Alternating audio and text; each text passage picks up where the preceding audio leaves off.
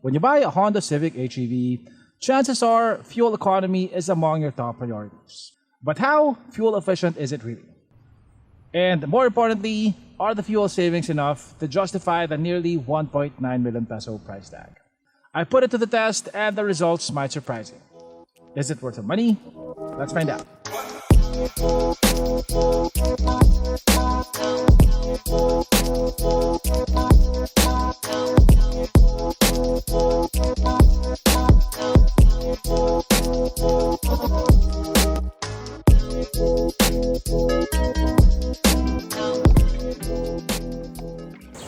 The Honda Civic HEV has an updated looking front fascia, which I think looks a lot better than the regular Civics. It almost looks like the Honda Civic Type R from the front. Now, we've all joked about the beluga forehead of the regular Civics. This one does not have that anymore. The forehead looks a lot sharper. It almost looks wedge-shaped when you view it from the side. It gets a wider grille finished in gloss black. You have RS badging over here. And you also get the blue Honda logo, which indicates that this is a hybrid.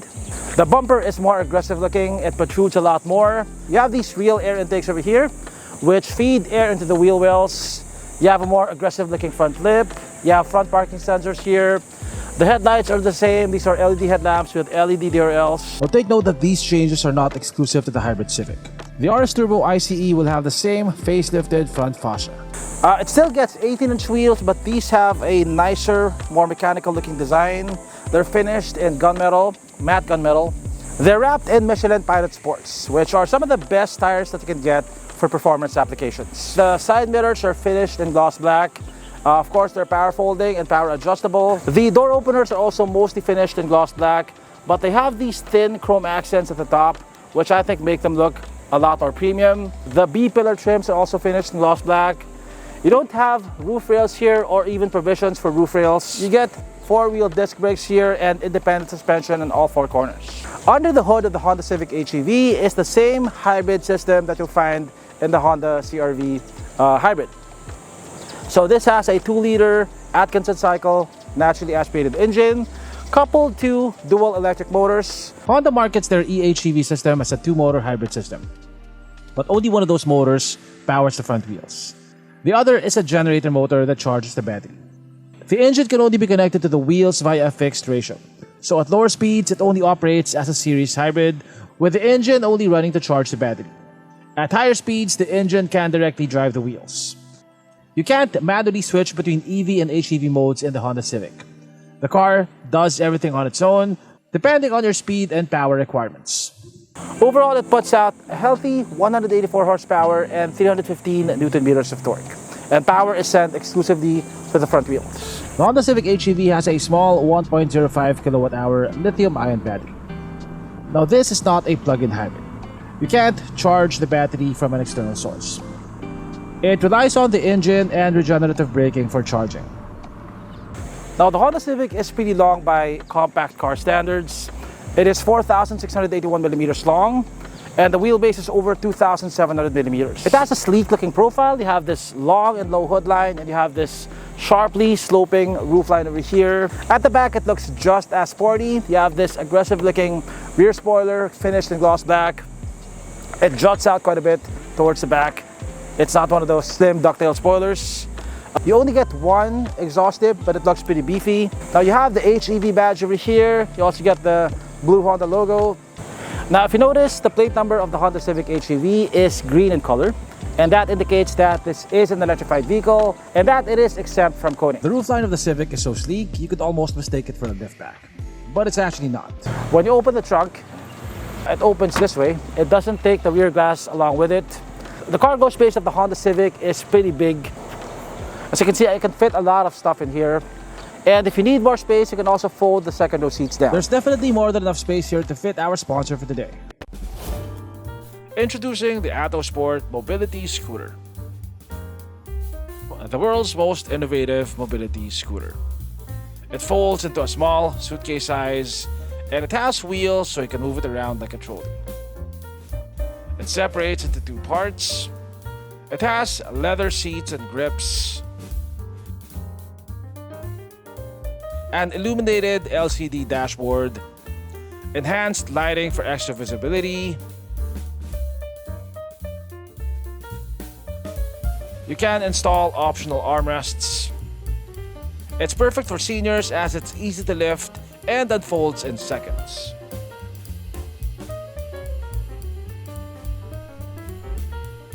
It has a maximum speed of 10 kph, shock absorbing flat free tires,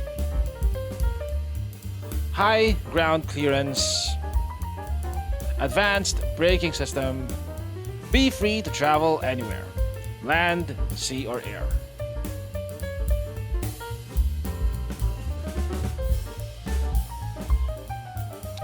It has 20 kilometers of continuous driving range.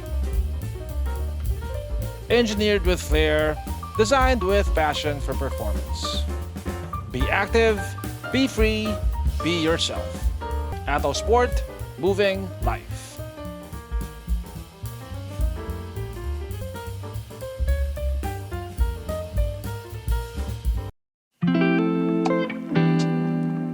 Now, for the price, you can get much better looking interiors than this, but I would say that this still falls within the margin of what I would call a premium interior.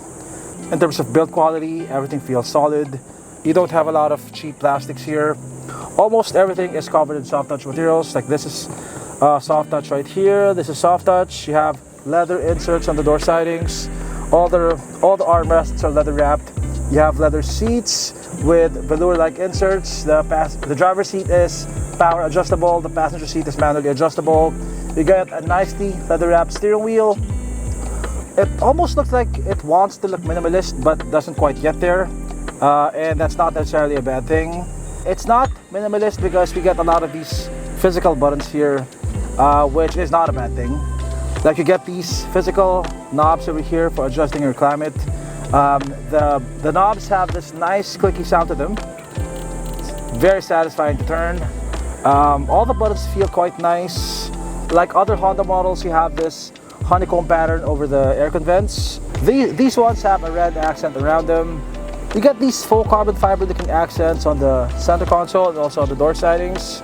And you have some sprinkling of piano black accents on the dashboard. You have paddle shifters on the steering wheel, by the way.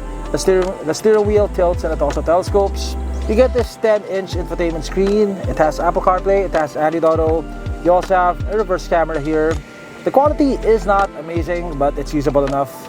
It definitely is not as good as what you get on a lot of Chinese crossovers and sedans, most of which come with 360 cameras.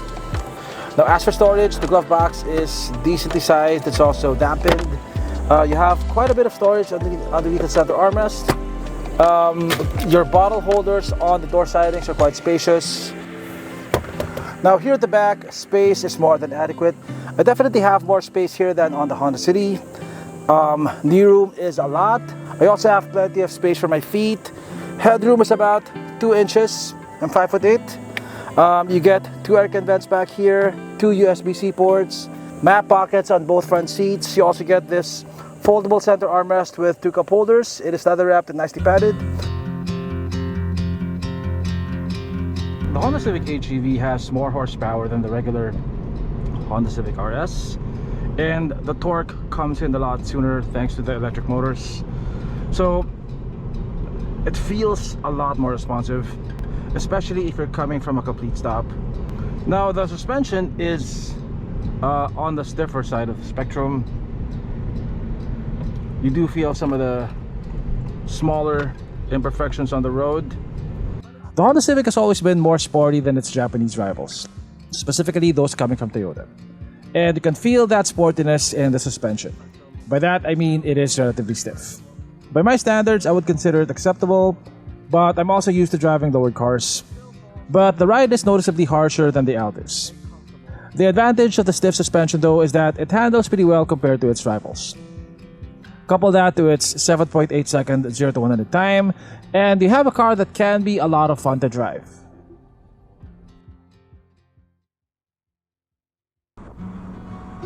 If you're buying a hybrid, one of your main motivations might be fuel economy. So we'll do an actual test of the car's fuel consumption, we'll drive it to Laguna, and then we'll see how much fuel we actually consume. We'll use the fuel consumption meter of the car, and we'll do the full tank method to see how accurate the meter is. Now the car was delivered to me with a full tank of fuel, but just to make sure that it is full, I had it filled up again prior to the trip.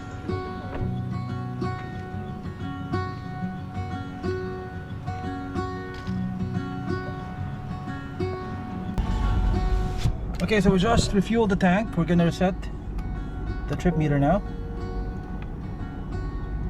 Reset. So this will be a mix of city and highway driving. As you can see, there's pretty heavy traffic right now.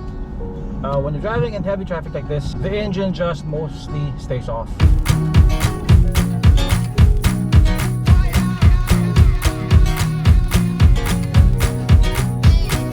Sweet like wine, got honey on her tongue. One hand on a bottle, she got one hand on a gun. She squeezed that trigger, you as good as done. I should be running from you, darling, now to kingdom come. Cause my mother told me as a child, boy, don't play around with fire, cause you might just end up getting burned. And I know the wicked never rest, so I always try my best. But there's some lessons hard for me to learn, like good boys don't play with bad girls. Good boys stay away from them bad girls, yeah. The good ones just can't get me high, so I'll be falling all my life for one of these bad girls, you bad girl. Okay, so we're about 20 kilometers into the trip. So far the gauge says that we're doing 25.2 kpl, and that's from QC. I also tried to reset trip B, which is pure highway consumption, and it says 31.4. Later we'll fill up the tank again to see how much fuel we actually consume. Okay, so right now I have adaptive cruise turned on, and as you can see, my right foot is not doing anything. Now we also have lane keep assist here, but it only works above 70 kph, so it's only usable on the highway. It's not very usable in stop and go traffic. Actually, I can't even use it right now on the highway because we're doing 50 kph, and I wish Honda would just get rid of that minimum speed limit. I don't think it improves safety, because one moment you have lane keeping assist turned on and you go below 70 kph, it automatically turns off. It doesn't even give you a warning. Okay, so finally traffic has cleared up and we're now going above 70 kph. I have lane keeping assist turned on, and when it's working, it's actually pretty accurate. As you can see, it's keeping me within my lane. It's automatically steering the car. So far we are 24.2 kilometers into the trip. We have done we're doing 25.9 kpl according to the econometer. Take my mind and run with you. You shine so bright in your blue suede shoes. I don't got no real estate and nobody knows my name. I could find a place and see it all a different way. Slow down, you got what you need, and the world's at your feet. Summer days, summer nights. Okay, so we now traveled about 36 kilometers. We still have a full tank of gas, as you can see. It says that we're doing 27.5 kpl. That is from QC all the way here, and we're doing about 30.9 kpl from Skyway all the way here. So we're now at the gas station. We're gonna put fuel in the tank and we'll see how much fuel we actually consume. Okay, in 200 meters, keep right. I'm actually looking forward to this. It still says full tank. Okay, full tank automatic. Automatic na kuya, automatic. Baka may shell up din tayo sa pare. Meron na.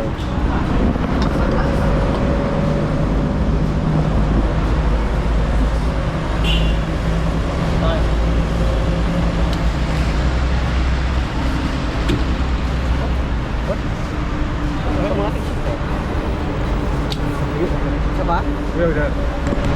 Galing QC yan. Galing QC. 1 litro lang. Okay, so we consumed a liter of fuel from QC all the way here.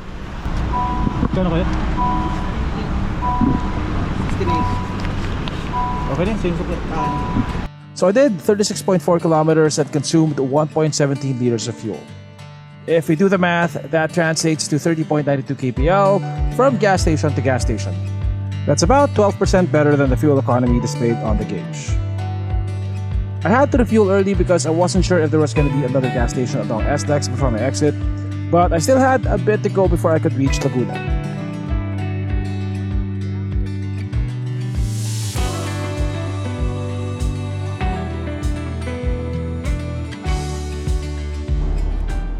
Okay, so we're now here at Lake Hall, Laguna. I've traveled almost 60 kilometers and I still have a full tank of gas. According to the trip meter, I did 26.4 kilometers per liter. If the actual fuel economy is 12% better than the fuel economy displayed on the gauge, then that translates to about 30 kpl for the entire trip. Okay, so we're now gonna go on a 1-hour drive along EDSA. It's 2:30 p.m. right now, so traffic is moderate to heavy. Yeah, we'll see how much fuel we consume.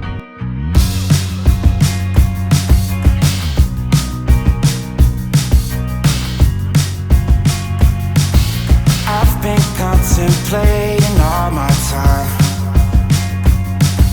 My thoughts make me tired, just running through my mind. Wonder if there's peace that I could find, instead of always being on the grind.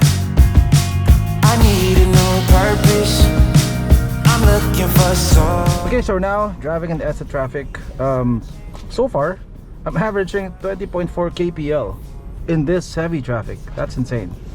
Anyway, we'll check that again later once we get to Quezon City. Unlike Honda's more affordable models like the Honda City, the adaptive cruise of the Honda Civic can work in stop-and-go traffic. So it can crawl like this, it can even come to a complete stop, and it will resume again when the vehicle in front of you moves, like it just did right now. And this helps a lot in reducing your workload and also your stress levels in traffic like this. Yeah, so as you can see right now, my right foot, this is my right foot right here, it's not doing anything, but it's just there ready to intervene if necessary. And my eyes are always on the road. When you're driving slowly like this, it's mostly just the electric motor that's powering the car. And that's how you can get really good fuel economy numbers like this. We're still doing about 18.5 kpl in heavy city traffic. See the light of the stars, hear the sound of the unseen in the empty fall. Okay, so we're now in QC near Trinoma. I've been driving for about 40 minutes now.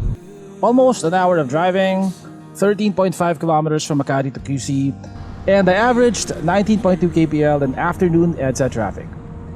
If we assume that the actual consumption is 12% better, then that translates to 21.5 kpl. Now take note that I drove the car very conservatively and I tried to coast as much as possible when going downhill. By the way, check out the fuel gauge. It only lost a bar out of 10, and that's a day after my Laguna trip and after driving from QC to Makati. Now in conclusion, the Honda Civic is one of the most fuel-efficient hybrids without a plug that I've driven. Plug-in hybrids like the CL5 will return better numbers, especially if you charge the battery periodically. The Civic is a lot more fuel efficient than the Honda CR-V, which only got 24 kpl on the highway on our test. You get more luggage space and ground clearance in the CR-V, but if you don't carry a lot of stuff often and you don't really drive on rough terrain, the Civic seats the same number of people as the CR-V hybrid. It offers better fuel economy, and it's also more fun to drive. As it is, the Honda Civic is a car that I wouldn't mind having in my own garage. It ticks the right boxes of what I look for in a daily driver. It looks cool, it's fun to drive, it is quick, and it is very fuel efficient. That's a combo that you don't usually get all at once with most regular ICE cars. If I had to pay with my own money though, that's where the decision becomes a bit tricky. Because at 1.99 million pesos, it is a hefty price to pay. And at that price point, there are quite a few options that are either quicker or premium feeling or arguably better looking. I think the Mazda 3 arguably looks better and definitely has a more premium looking interior, but its mild hybrid system just doesn't deliver the same level of fuel efficiency as the Honda Civic HEV. The GAC Pao is a quicker car and sells for less than 1.2 million pesos, but it's nowhere near as fuel efficient. And although it is a very nice car, it still doesn't carry the same level of brand pedigree or reputation that Honda has built over the years. At this price, you'll find a growing number of hybrid or EV options, especially if you're open to Chinese brands. So is the Civic HEV worth it? If your top priorities are fuel efficiency, a solid driving experience, and you're willing to pay a huge premium for that Honda badge, then this might be the right fit for you.